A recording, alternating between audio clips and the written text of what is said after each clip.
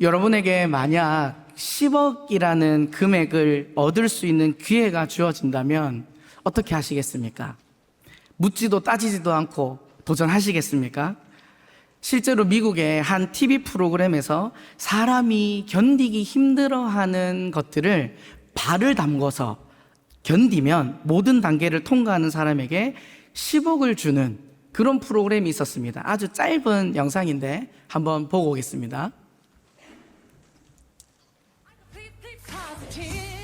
네, 전갈입니다. 전갈. 발 담그실 수 있겠습니까?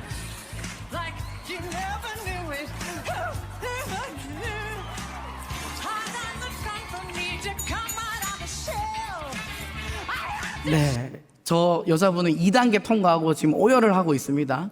보니까 한 7단계, 8단계를 통과해야 10억을 받는 그런 프로그램인데 정말 많은 사람들이 저 프로그램에 도전을 했다고 합니다. 왜 도전했을까요?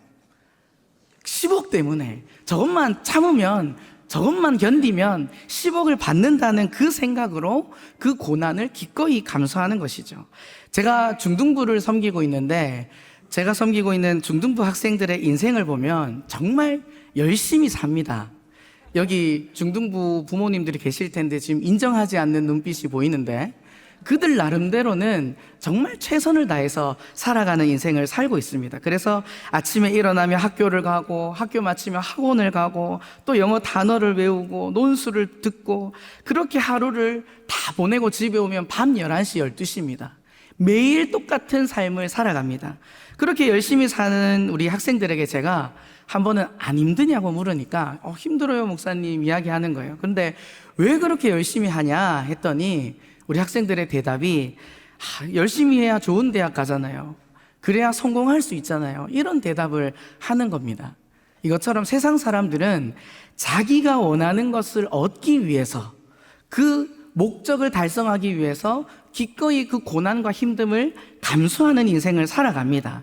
그런데 사랑하는 성도 여러분, 자신의 이익을 위해 이 겪는 고난과는 차원이 다른 예수 그리스도를 믿기 때문에 오늘 말씀의 제목처럼 필연적으로 감당해야 할 고난이 있다는 사실을 알고 계십니까? 사랑하는 성도 여러분, 여러분은 예수님을 구주로 고백하는 하나님의 자녀들인 줄 믿습니다. 우리가 예수를 왜 믿습니까? 예수님 믿으면 복 받는다 해서, 잘 된다고 해서 예수님 믿었는데, 아니 지금 목사님 예수님 믿으면 감당해야 될 고난이 있으면 너무 힘든 거 아닙니까? 이런 생각을 하고 계신 분 혹시 없습니까?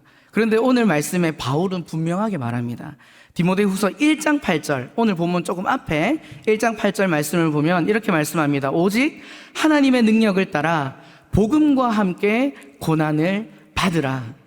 여기서 복음과 함께 고난을 받으라 이 말을 조금 더 좀 정확하게 번역을 한다면 복음을 위해서 고난을 받으라, 또는 복음을 전함으로 겪어야 할 고난을 받으라 라고 말하고 있는 것입니다. 우리가 오늘 읽은 디모데후서 이 말씀은 바울이 로마 감옥에 2차로 투옥되어서 순교당하기 직전에 이 디모데에게 보낸 편지입니다. 이 편지를 보낸 시기는 AD 64년경에 일어난 로마 대화재 사건, 예수를 믿는 사람들의 소행으로 뒤집어 씌워서 기독교인들을 대박해를 강행한 이 네로 황제의 통치 말기인 시대였습니다. 당시 네로의 이 그리스도인을 향한 박해는 로마에 한해 국한되어 있었습니다. 그러나 이 감옥에 있던 바울은 곧 이 박해가, 이 고난이 각 지역에 있는 그리스도인들을 향하여 나아올 것을 감지한 것이죠. 그래서 영적 아들인 디모데에게 이 복음을 전함으로 우리가 감당해야 할 필연적 고난이 있음을 말하고 있는 것입니다. 바울의 인생은 한평생 복음을 위해서 살았던 인생입니다. 그의 인생은 결코 평탄치 않았습니다. 어떤 인생을 살았습니까? 고난당하고 조롱당하고 감옥에 갇히고 말로 할 수 없을 육신적 정신적 고통을 당하는 삶이었습니다. 우리 고린도후서 11장 23절에서 25절 말씀을 우리 한번 함께 읽어보겠습니다. 시작. 내가 수고를 넘치도록 하고 옥에 갇히기도 더 많이 하고 매도 수없이 맞고 여러 번 죽을 뻔하였으니 유대인들에게 40에서 하나 감한매를 5번 맞았으며 3번 퇴장으로 맞고 1번 돌로 맞고 3번 파선하고 일주야를 깊은 바다에서 지냈으며. 아멘. 바울의 이 고난과 수고가 느껴지십니까? 정말 힘든 인생을 살면서 그렇게까지 복음을 전파한 이유가 무엇입니까? 그 이유가 우리가 오늘 읽은 디모데후서 2장 10절에 말씀하고 있습니다. 그러므로 내가 택함을 받은 자들을 위하여 모든 것을 참음은 그들도 그리스도 예수 안에 있는 구원을 영원한 영광과 함께 받게 하려 함이라. 아멘. 바울은 하나님께서 예비하신 자들, 구원을 받아야 하는 자들에게 복음을 전하여 영원 구원과 함께 영원한 그 영광을 받아 누리게 하기 위해서 기꺼이 그 고난을 감당한 것입니다. 성경은 분명하게 말씀하고 있습니다. 로마서 8장 17절에 그와 함께 영광을 받기 위하여 고난도 함께 받아야 할 것이니라. 사랑하는 성도 여러분, 예수 그리스도의 은혜와 사랑으로 구원받은 우리는, 예수를 믿는 그 자들은 복음을 전하게 되어 있습니다. 아멘이십니까? 아멘. 그 복음을 전하는 인생은 하나님께서 영광과 축복과 영원한 생명을 주시는 그 은혜를 누릴 줄 믿습니다. 아멘. 그러나 그 믿는 자들의 삶에는 또한 이 땅에서 감당해야 할 고난도 있다는 것을 우리는 기억해야 합니다. 예수 믿는다는 것이 결코 쉽지 않습니다. 이 사실 앞에 우리는 두렵습니다. 그러나 우리가 이 고난을 기꺼이 감당할 수 있는 방법이 있습니다. 로마서 8장 18절 그 다음 절 말씀을 우리는 고백함으로 그 고난을 감당할 수 있습니다. 우리 함께 고백해 보겠습니다. 시작. 생각하건대 현재의 고난은 장차 우리에게 나타날 영광과 비교할 수 없도다. 할렐루야. 세상은 10억을 준다 하면 자신의 영혼을 팔아서라도 그 어떤 일을 해서라도 그 돈을 얻으려고 합니다. 그러나 우리가 받을 그 영광은 그들의 수고와 그들의 영광과는 비교할 수 없다는 것을 기억할 수 있는 저 여러분의 삶이 될 수 있기를 축복합니다. 아멘. 아무리 그래도 내가 바울도 아닌데 어떻게 그 고난을 감당할 수 있을까라고 생각하시는 분이 계십니까? 우리 하나님이 어떤 하나님이십니까? 그냥 우리를 그 고난 가운데 내버려 두시지 않습니다.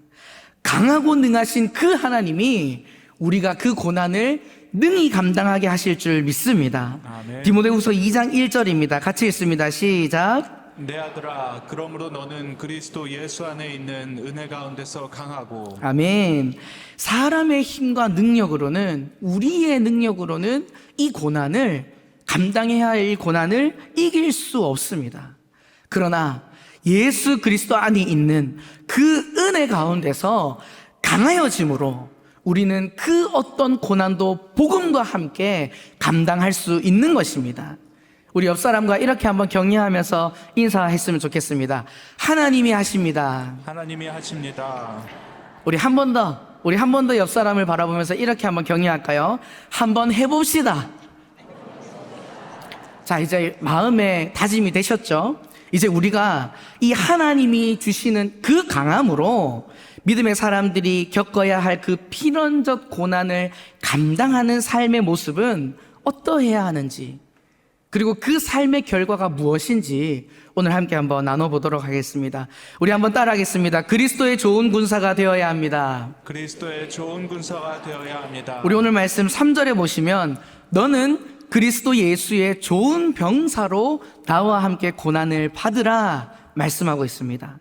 바울이 이 디모데에게 좋은 병사가 되어야 한다라고 말하고 있는데, 그 말하고 있는 좋은 병사는 도대체 어떤 모습일까요? 우리 4절 말씀을 2장 4절 앞에 화면을 보면서 우리 같이 한번 읽어보겠습니다. 병사로 시작. 병사로 복무하는 자는 자기 생활에 얽매이는 자가 하나도 없나니. 아멘. 여기서 자기 생활에 얽매인다라는 표현은 헬라어로 엠플레케타이라는 단어를 쓰고 있는데요, 이 의미는 빠져들다, 집중하다라는 뜻을 가지고 있습니다.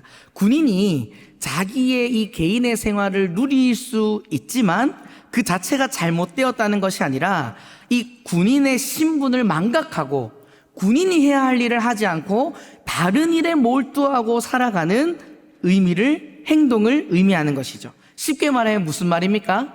군인다워야 한다라는 말을 하고 있는 것입니다. 군인은 자신의 안전과 편안함을 기대하지 않습니다. 역경과 위험과 고난은 당연한 일로 받아들이는 것이 군인입니다. 초대교회 신학자였던 터툴리안이라는 신학자가 쓴 순교자들에게라는 책에 보면 이런 글이 있습니다. 사치품을 휘감고 전쟁터에 오는 병사는 아무도 없으며 편안한 침실에서 자고 나와서 전투를 하는 병사도 없다. 그들은 단단하고 거칠고 쾌적하지 않은 좁은 임시 텐트에서 나와 전투를 한다라고 기록하고 있습니다. 이 당시 로마 군대는 엄청 혹독했습니다. 다른 생각을 하지 못하도록 이 당시는 결혼도 군인은 할 수 없었다고 합니다. 오직 전쟁에서 이기기 위해서만을 살았습니다. 바울은 지금 구원받은 우리들에게, 믿음의 사람들에게 뭘 요구하고 있습니까? 전쟁을 위해 모집된 병사라는 것을, 그리스도의 좋은 군사로 부르심 받았다라는 것을 말씀하고 있습니다. 우리 4절 말씀을 다시 같이 한번 읽어보겠습니다. 시작. 병사로 복무하는 자는 자기 생활에 얽매이는 자가 하나도 없나니 이는 병사로 모집한 자를 기쁘게 하려 함이라. 아멘. 좋은 병사로 우리를 모집한 자가 누구십니까? 예수 그리스도이십니다. 그분을 기쁘게 하는 것이 오늘 말씀에 자기 생활에 얽매이지 않는 것이라고 말하고 있는데, 이걸 조금 더 쉽게 우리가 와닿을 수 있게 설명을 한다면 두 글자입니다. 따라하겠습니다. 충성. 다시 한번 충성. 바울이 2절 말씀에서도 이 복음을 디모데에게 충성된 사람들에게 부탁하라라고 말하고 있습니다. 고린도전서 4장 2절에도 맡은 자들에게 구할 것은 충성이다라고 말씀하고 있습니다. 사랑하는 성도 여러분, 이 충성이라고 하는 것은 내 상황과 환경과 감정은 중요하지 않습니다. 만약 병사가 상관의 명령에 복종하지 않으면 어떤 결과가 일어날까요? 전쟁에서 집니다. 그뿐 아니라 나라가 망할 수도 있습니다. 우리들은 그리스도의 좋은 군사로 부르심을 받은 줄 믿습니다. 아멘. 우리가 해야 할 일이 무엇입니까? 하나님을 기쁘시게 하는, 자신의 삶에 얽매이지 않는 충성된 삶을 살아가야 하는 것입니다. 그렇다면 우리가 감당해야 될 그 충성된 삶은 무엇입니까? 디모데후서 4장 2절에 너는 말씀을 전파하라, 때를 얻든지 못 얻든지 항상 힘쓰라 라고 명령하신 복음 전파와 영혼 구원인 줄 믿습니다. 이 말씀을 들으며, 아니 내가 교회 생활하는 것도 힘들어 죽겠고 내 신앙 지키는 것도 지금 될까 말까인데 영혼 구원은 무슨 영혼 구원이라는 생각을 하고 계시는 분 혹시 없으십니까? 혹은 매주 지금 행복 매뉴얼이 진행되고 있는데 이거 또 해야 되나? 내가 알아서 할 테니까 좀 가만히 놔라, 이렇게 생각하는 사람 계십니까? 이런 생각을 가지시는 분들은 둘 중에 하나입니다. 예수님을 믿지 않거나 혹은 자신의 정체성을 잃어버려서 내가 뭘 해야 될지 자신의 삶에 얽매여서 하나님의 말씀에 온전히 충성하지 못하는 삶을 살아가고 있는 것입니다. 우리 교회는 목요일이 되면 각 교구의 특수부대원들이 모입니다. 무슨 모임인지 아십니까? 전도대입니다. 복음을 전하기 위해서 각 전도지를 나눠주며 각 교구가 현장에 모입니다. 지난주 저희 교구 전도대 사진인데요, 각 지역마다 저렇게 모여서 기도하고 그 영혼들에게 휴지를 나눠주고 커피를 전달하며 복음을 전합니다. 전도대를 보면, 제가 이 전도대원들을 특수부대라고 말씀했는데 참 군대와 같다는 생각을 합니다. 이 전도대는 웬만해선 쉬지 않습니다. 특세 때도 전도대는 합니다. 그리고 현장에 나오시는 분들을 보면 자신의 삶에 여유가 있는 분들이 아닙니다. 힘든 가운데 자신의 생업이 있음에도 불구하고 그 시간을 쪼개서 그 전도의 현장에 나오십니다. 어떤 분들은 이 전도대에 나오시기 위해서 자신의 직장을 목요일은 쉬는 날을 찾습니다. 자기 직장이 우선이 아니라 이 영혼 구원, 이 하나님께 충성하는 이 일이 우선되는 것이죠. 이분들이 어떻게 그렇게 할 수 있는 걸까요? 이유는 하나입니다. 나를 모집한 자를 뭐 하시기 위해서입니까? 기쁘시게 하기 위해서. 그리고 우리가 이 일을 할 수 있는 또 한 가지 이유는 바로 말씀으로 무장되기 때문인 줄 믿습니다. 아멘. 항상 이 전도대원들은 현장에 나가기 전에 목요일마다 오전에 모여서 말씀으로 무장됩니다. 마치 에베소서 6장의 그 전신갑주와 같이 진리의 허리띠를 띠고 의의 호심경을 붙이고 복음의 신발을 신고 믿음의 방패를 들고 구원의 투구를 쓰고 성령의 검 하나님의 말씀을 가지고 나아가는 그런 용맹스러운 모습으로 나아가는 그 군대와 같은 모습이 우리 교회 전도대원들의 모습이라는 것입니다. 사랑하는 성도 여러분, 우리 모두가 하나님의 말씀으로 무장된다면, 하나님께서 하나님을 기쁘시게 하기 위하여 모집된 병사라는 그 정체성을 기억한다면 절대 핑계댈 수 없습니다. 이래서 안 되고 저래서 못하고 상황이 어떻고 그런 말을 할 수 없습니다. 그 군인이 감당해야 될 것은 무엇입니까? 충성입니다. 자기 생활에 얽매이지 않는 온전히 정체성을 가지고 그리스도의 좋은 군사가 되어서 그 사명을 감당할 뿐만 아니라 그 사명을 감당할 때 하나님께서 우리에게 부어주시는 그 놀라운 은혜와 영광을 누리고 영원 구원의 열매까지 맛볼 수 있는 저와 여러분의 삶이 될 수 있기를 주님의 이름으로 축복합니다. 아멘. 두 번째로 우리들은 법대로 경기하는 자와 같아야 합니다. 우리 한번 함께 읽어보겠습니다. 시작. 법대로 경기하는 자와 같아야 합니다. 우리 디모데 후서 2장 5절 말씀을 함께 읽습니다. 시작. 경기하는 자가 법대로 경기하지 아니하면 승리자의 관을 얻지 못할 것이며. 아멘. 여기서 바울이 말하는 경기는 당시 헬라 지역에서 이제 성행했던 올림픽 경기를 빗대어 이야기한 것입니다. 모든 경기에는 무엇이 있습니까? 규칙이라는 게 있습니다. 이것이 힘들다고 어렵다고 해서 지키지 않으면 어떤 결과가 일어날까요? 실격입니다. 아무리 열심히 해도 그 규칙을 지키지 않으면 열매를 얻을 수 없는 것이죠. 예를 들어 마라톤 경기를 하는데 이 선수가 42.195km를 열심히 달려야 됩니다. 발로 뛰어야 됩니다. 그런데 힘들다고 해서 자전거를 타고 가면 그 메달을 딸 수 있습니까? 아무리 빨리 가도 그 메달을 받을 수 없는 것이죠. 실격입니다. 그리고 또 중요한 것은 이 마라톤 선수는 42.195km를 끝까지 달려내야 그 결과를 얻을 수 있는 겁니다. 힘들다고 해서 어렵다고 해서 중간에 주저앉거나 포기하게 되면 실격 처리로 이제 메달을 딸 수 없게 되는 것이죠. 승리자의 관을 얻을 수 있는 방법은 정해진 규칙을 지키며 끝까지 완주하는 것입니다. 그때 비로소 승리자의 관을 얻을 수 있다라고 말씀하고 있습니다. 그게 뭐 어렵나? 완주하면 되지. 이렇게 생각하는 분 계십니까? 우리나라가 뭐 여러 스포츠를 잘 하지만 그 중에서도 올해 2월에 있었던 그 하얼빈 동계 아시안 게임 때 우리나라가 가장 잘하는 동계 종목이 무엇입니까?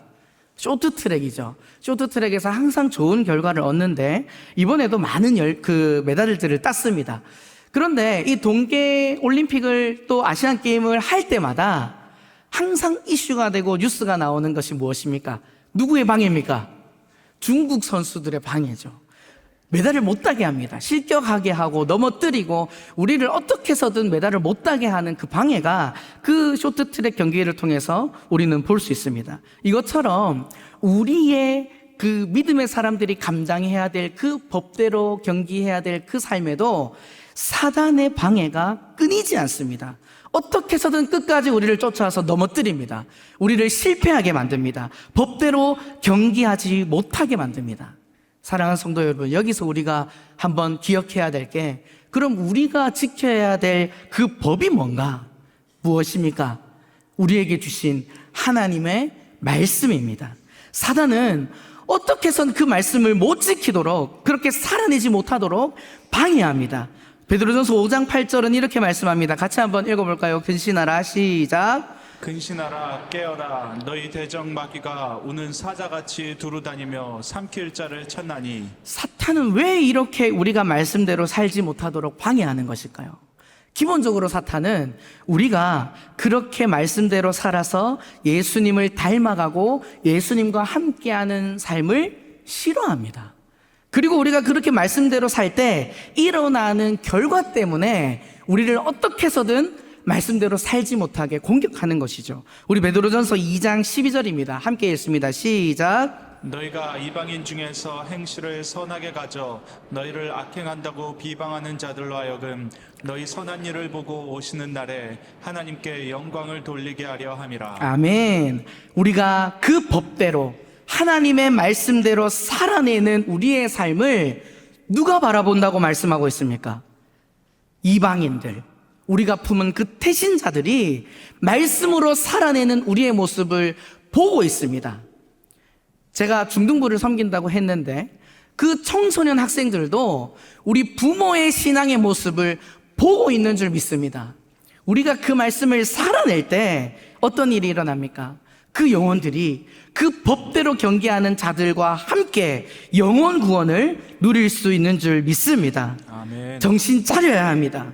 마귀에게 삼켜져서 그 법대로 살지 못하게 된다면 우리는 패배할 수밖에 없다는 것입니다. 목회 데이터 연구소라는 곳에서 설문조사를 하나 했습니다. 여러 항목들이 있었는데 그 중에서 이제 신앙을 가지기 전에 이제 교회 온 지 얼마 안 된 분들이 교회를 떠나는 이유라는 그 질문에 대한 설문조사를 했는데 1위가 뭔지 아십니까? 1위는 안 믿어져서입니다. 그건 이해가 됩니다. 그죠? 왔는데 안 믿어져서 떠난다. 근데 2위가 뭔지 아십니까? 신앙인에게 실망해서입니다. 예수님을 믿는다고 말하는 사람들이 말씀대로 살지 않는 겁니다. 교회 안에서조차 하나 되지 못하고 자신의 이익을 추구하고 싸우고 분열되는 모습들. 세상에서는 어떻겠습니까? 말도 할 수 없죠. 입에서는 담을 수 없는 비난과 욕설이 난무하고 정직은 찾아볼 수도 없고 음란함으로 가득한 삶을 살아가는 그것 때문에 교회를 떠난다고 설문조사에서 나오고 있는 것입니다. 우리 마태복음 22장 37절에서 39절 말씀을 우리 한번 함께 읽어보겠습니다. 시작. 예수께서 이르시되 내 마음을 다하고 목숨을 다하고 뜻을 다하여 주 너의 하나님을 사랑하라 하셨으니 이것이 크고 첫째 되는 계명이요 둘째도 그와 같으니 내 이웃을 내 자신같이 사랑하라 하셨으니. 아멘. 믿음의 경주를 하는, 법을 지켜야 하는 우리들이 지켜야 할 말씀이 많지만 그 중에서도 우리가 반드시 지켜야 하는 말씀이 뭐냐라고 했을 때 이 말씀일 겁니다. 하나님 사랑, 이웃 사랑. 그런데 우리 이 말씀대로 살아내고 있습니까? 살아내고 있으십니까? 하나님보다 세상을 더 사랑하며 살아가고 있지는 않습니까?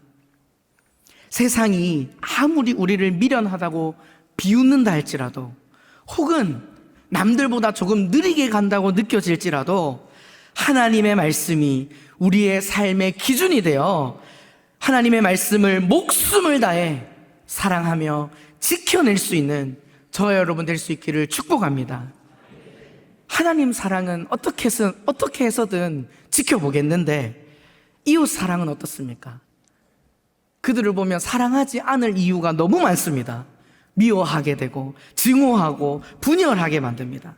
그러나 우리가 기억해야 될 것은 무엇입니까? 우리는 하나님을 사랑하는 그 사랑으로, 아니요, 하나님께서 나를 사랑해 주신 그 사랑으로 이웃을 사랑할 수 있습니다. 이것을 우리는 보여줘야 합니다. 누군가 나에게 오른밤을 치면 왼편도 돌려대고, 누구와 억지로 오리를 가야 한다면 그 사람과 심리를 동행하는 그 삶을 우리는 살아내야 하는 것입니다. 우리 이 말씀을 꼭 기억했으면 좋겠습니다. 살아낼 수 있습니다.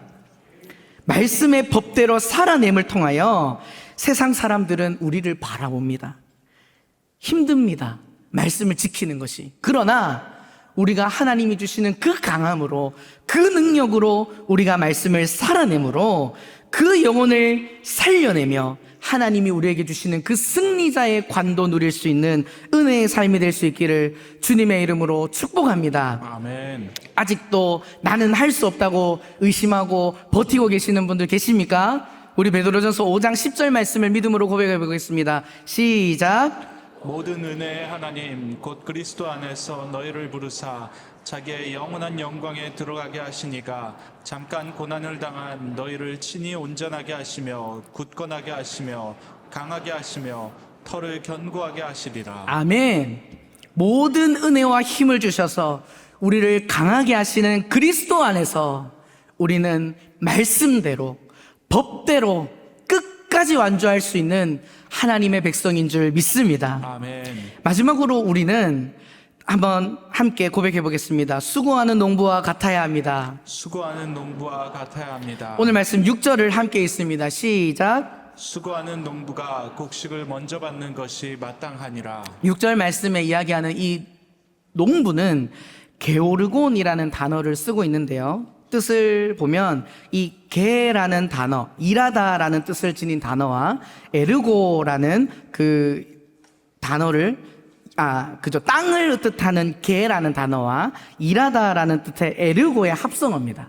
이 합성어를 직역하면 힘들여 고생하는 경작자 이렇게 해석할 수 있는데, 이 농부가 씨를 뿌리고 그 뿌린 씨앗이 자라서 열매 맺는 그때까지 그 수고와 인내를 감당하죠.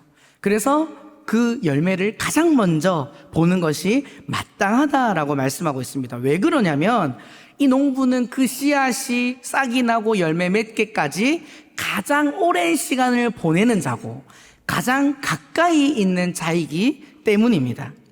우리가 실제 농사는 그 열매 맺는 때를 대충 압니다. 그래서 그 때를 기다리면 그 열매를 맺을 수 있지만, 사랑하는 성도 여러분, 영혼 구원의 때는 우리가 알 수 있습니까? 알 수 없습니다. 열매 맺을 때까지 기다리고 그 자리를 지켜야 하는 것입니다. 수고해야 하는 것입니다. 그 일은 절대 쉽지 않습니다. 그러나 우리 교회 성도라면, 우리 경산중앙교회 성도라면 영혼 구원의 열매를 소망하는 농부인 줄 믿습니다. 아멘. 우리가 이 농부로서 열매를 맺기 위해서 가장 먼저 한 일이 무엇입니까? 우리 지난 4월 13일 날 태신자의 씨앗을 뿌렸습니다. 그죠? 무려 3,444명의 농부가 11,979명의 태신자 씨앗을 심었습니다. 우리가 오늘 말씀을 듣기 전에도 여러분 앞에 장의자에 붙여진 그 이름들을 보셨죠? 매일 새벽마다 이 씨앗을 위해 기도합니다. 농부가 씨앗에 물을 주듯이 우리는 눈물로 이 영혼들이 싹이 나고 자라기를, 열매 맺기를 기도하고 있습니다. 이 눈물의 기도가 없다면, 그 수고가 없다면 영혼 구원의 열매는 경험할 수 없습니다. 참 이게 한 번에 열매 맺으면 참 좋을 텐데 어떻습니까? 한 번에 열매 맺지 않습니다. 기본 5년, 10년은 품어야 합니다. 그래서 어떤 사람들이 있습니까? 이제는 작정 안 할랍니다. 해도 열매 안 맺힙니다. 라고 생각하는 분들이 있으실 겁니다. 그러나 끝까지 우리가 기도할 때, 그 영혼에게 눈물로 우리가 그에게 그 물을 줄 때 하나님께서는 열매 맺게 하실 줄 믿습니다. 아멘. 또 우리 교회는 이 행축 사역을 할 때마다 영혼담이 쏟아져 나옵니다. 전도를 위해서 기본으로 100만 원은 거뜬히 쓰는 분들이 있습니다. 그리고 행복 매뉴얼을 보면서 매주 계란도 사고 꽃도 사고 또 티켓도 사고, 그것뿐입니까? 밥도 사주고 옷도 사주고 다 합니다. 말씀 구절도 보내고 초대 영상도 보내고. 그렇게 하는 게 쉽습니까? 절대 쉬운 일 아닙니다. 그 마음이 없으면, 열매 맺기를 갈망하는 그 수고와 마음이 없으면 절대 할 수 없는 일이죠. 2주 전에 저희 교구에 한 권사님 한 분이 그 한 부부를 전도하셨습니다. 그래서 예배 마치고 제가 이제 환영실에 가서, 새가족 환영실에서 인사를 나누고 있는데 이제 뒤늦게 권사님이 오셔서 인사하시면서 저한테 하시는 말씀이, 목사님, 제가 이 두 사람을 30년 기도했습니다. 이야기하는 겁니다. 여러분, 30년입니다. 30년. 적어도 열매 맺으려면 30년은 기도해야 하는 줄 믿습니다. 그 권사님이 그 이야기를 하는데 그 처음 오신 그 세 가족분들이 울어요. 왜 우는지 아십니까? 권사님이 자기를 위해서 30년을 기도했다는 걸 알기 때문입니다. 사랑하는 성도 여러분, 여러분들이 지금 눈물로 기도하고 있는 그 영혼들 반드시 하나님께서 열매 맺게 해주실 줄 믿습니다. 아멘. 끝까지 기도함으로, 수고함으로 그 영혼 구원의 열매를 경험하는 저와 여러분 될 수 있기를 축복합니다. 아멘. 열매 맺기 위해서 많은 수고가 있습니다. 근데 제가 보니까 그 수많은 수고 중에 가장 힘든 게 방금 제가 말씀드린 이 기다림인 것 같습니다. 제가 중등부를 섬기고 있는데 이 학생들을 보면 참 이쁘고 사랑스럽습니다. 지금 이 잘 자라야 할 이 시기에 그 아이들의 삶을 보면 참 삶의 엉겅퀴가 많음을 봅니다. 씨앗이 싹이 트지 못하게 방해하는 것들이 너무나 많습니다. 그래서 저는 어떻게 할까요? 어떻게 해서든 그 엉겅퀴를 치워서 싹이 날 때까지 기도하며 기다리는 것이죠. 작년부터 제가 중등부를 섬기면서 발견한 것이, 생각보다 많은 학생들이 부모님께서는 교회를 열심히 나옵니다. 봉사도 잘합니다. 그런데 그 학생은 교회를 안 옵니다. 너무 안타깝죠? 그래서 제가 1년 동안 그 학생들에게 뭘 했냐면 연락을 하죠. 안 오니까. 잘 지내니? 기도하고 있다. 교회에 오면 꼭 얼굴 보자. 오늘도 화이팅. 이런 연락들을 합니다. 그리고 제가 할 일이 무엇입니까? 기다리는 겁니다. 그리고 우리 교회 중등부의 아이들은 잘 기억하고 기도해 주세요. 또 한 부류가 있습니다. 어떤 부류냐면 이 아이들은 교회는 옵니다. 근데 중등부는 안 옵니다. 3층 구석에 숨어 있고, 로뎀 구석 안에 숨어 있고, 화장실에 숨어 있습니다. 근데 또 저는 또 그 학생들을 귀신같이 찾아서 데리고 갑니다. 오늘도 몇 놈 잡아갔습니다. 그리고 그 애들을 저는 주중에 더 만납니다. 가서 맛있는 것도 사주고 뭐 이야기도 들어주고, 절대 저는 그 친구들을 포기하지 않습니다. 그리고 그 학생들이 반드시 믿음 안에서 열매 맺는 삶을 살아갈 것을 믿습니다. 제가 왜 그 믿음이 있을까요? 예수 그리스도를 기억하기 때문입니다. 우리 오늘 말씀 8절 말씀입니다. 우리 같이 한번 읽어보겠습니다. 시작. 내가 전한 복음대로 다윗의 씨로 죽은 자 가운데서 다시 살아나신 예수 그리스도를 기억하라. 아멘. 우리가 기억해야 할 예수 그리스도는 누구십니까? 이 땅에 죄인된 우리를 위해서 기꺼이 낮아지심으로 우리와 같은 모습으로 이 땅에 오시고 나의 죄를 대신하여 모든 고난과 고통과 핍박당하심으로 십자가에 죽으신 분이십니다. 그뿐 아니라 모든 사망 권세를 이기시고 다시 살아나심으로 우주 만물의 주인이시며 생명의 주관자 되셔서 하나님이신 예수님이심을 기억해야 하는 것입니다. 이미 승리하신 그 예수 그리스도를 기억한다면 우리는 모든 것을 할 수 있는 줄 믿습니다. 우리의 삶에 그분이 반드시 열매 맺게 하심을 믿습니다. 말씀을 마무리하겠습니다. 그렇게 예수 그리스도를 기억하며 수고하며 기다린 끝에 중등부에 놀라운 일이 일어나고 있습니다.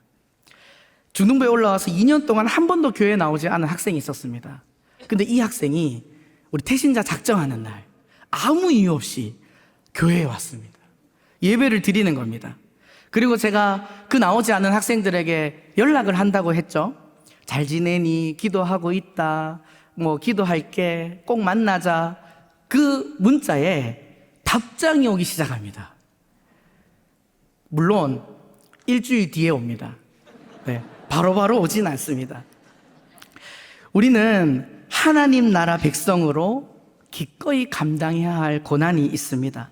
그 고난은 피할 수 없습니다. 필연적 고난입니다. 그러나 우리는 그리스도의 좋은 군사가 되어서 고난 가운데서도 자기 생활에 얽매이지 않고 충성함으로 믿음의 삶을 살아낼 수 있는 줄 믿습니다. 아멘. 또한 우리는 하나님의 말씀대로 법대로 경계하는 자와 같이 어떤 유혹과 고난에도 하나님의 말씀에 순종함으로 살아내므로 승리자의 관을 얻을 뿐만이 아니라 그 삶을 바라보는 영혼들이 주께로 돌아오는 놀라운 영광 또한 경험할 수 있는 줄 믿습니다. 아멘. 마지막으로 수고하는 농부와 같이 그리스도를 기억함으로 우리의 모든 것 다 들여서 끝까지 기다릴 때 가장 먼저 그 구원의 열매를 경험하는 삶을 살아갈 수 있습니다. 이렇게 우리가 삶을 살아가는 이유가, 그 살아갈 수 있는 힘의 원천이 무엇입니까? 하나님이 주신 그 강함과 생명의 주인 되신 그리스도를 기억함으로 할 수 있는 것입니다. 결단했으면 좋겠습니다. 나의 삶을 기꺼이 고난 가운데 내려놓음으로 하나님 앞에 나의 삶과 나의 마음을 드림으로 하늘의 미랄이 되어 주님께서 나를 위해 보여주신 그 사랑으로 그 말씀을 살아내므로 이 땅의 영혼을 기꺼이 살려내는 저와 여러분의 삶이 될 수 있기를 주님의 이름으로 축복합니다. 아멘. 우리 오늘 말씀을 생각하며 함께 찬양하고 기도하겠습니다.